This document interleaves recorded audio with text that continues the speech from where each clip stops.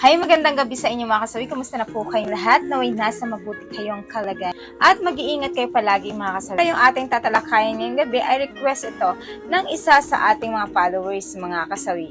Nilalabasan din ba ang girl madam kung kinakain ang kanyang tilapia niya? Gusto kong malaman kung nasasatisfied ba ang girl kung kinakain ang tilapia niya. Don't mention my name, madam. Thank you.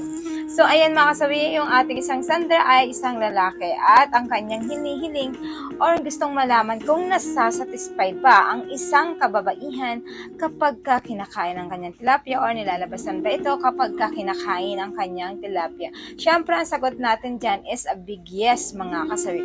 For me mga kasawi, siyempre mga kababaihan ay nasasatisfied ito tuwing kinakain ng isang lalaki ang kanilang mga mani ng kanilang asawa dahil para sa mga kababaihan, isa ito sa pinaka-climax or foreplay na nagugustuhan ng isang babae kapag kinakain ang kanilang tilapia mga kasawi.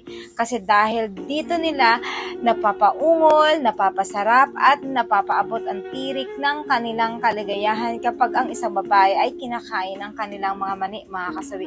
Kaya sa mga kalalakihan na laging nagtatanong ng ganito kung ano ba yung feeling ng isang babae, kung nasisiyahan, nasasatisfied ang isang babae, big yes mga kasawi. Sabi ko nga sa inyo, halos lahat ng kababaihan ay gustong-gusto nila na kinakain ang kanilang tilapia kasi para sa amin, dito namin mas napifeel ang satisfaction kapag once na kinakain ang tilapia ng isang babae mga kasawi.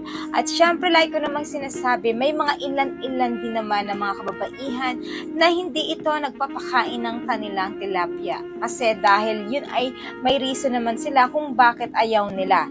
Pero kadalasan ang mga babae ay mas feel nila na ito ay nagpapakain kasi doon nila napipil yung L sila kasi nga mas masarap ito naman talaga na kapag kinakain mga kasawi. Siyempre lagi ko nga sinasabi sa mga kalalakihan na ganito, diba? Isa yan sa mga kahinaan ng mga kababaihan kapag tuwing kinakain ang kanilang mga mani kasi dito sila mas mabilis lumabas ang kanilang performance kapag sila ay nasatisfied kapag tuwing kinakain ang kanilang mga mani mga kasawi. Ayan ha. So, sana po yung inyong request. Ayan, naway nabigyan ko kayo ng linaw pagdating dito. Lagi niyong tatandaan, ang mga kababaihan ay mas nasasatisfied tuwing kinakain ang kanilang mani at mas na-el sila kapag kinakain ang kanilang mani at higit sa lahat ay na mas napapaungol nyo ang mga kababaihan kapag kinakain ang kanilang mani kasi mas nai-hits nila ang climax at rurok ng sobrang sarap na kaligayahan mga kasawi. So, alam niyo na mga boys kung bakit ganun sila kapag kinakain ang inyong mga mani. So, ayun na po yung reason na ibigay ko na po. So, sa ating mga commentor, pwede kayo mag-comment para mas maliwanagan ang ating sender. Maraming salamat sa patuloy na pagsuporta niyo sa akin sa walang sawang pag-share at pagko-comment. Sa mga hindi pa po nakapag-subscribe mga kasawi, pwede na kayo mag-subscribe. Pwede na rin kayo mag-follow para updated kayo sa topic ko araw-araw. Mahal kayo ng inyong advisor mga kasawi.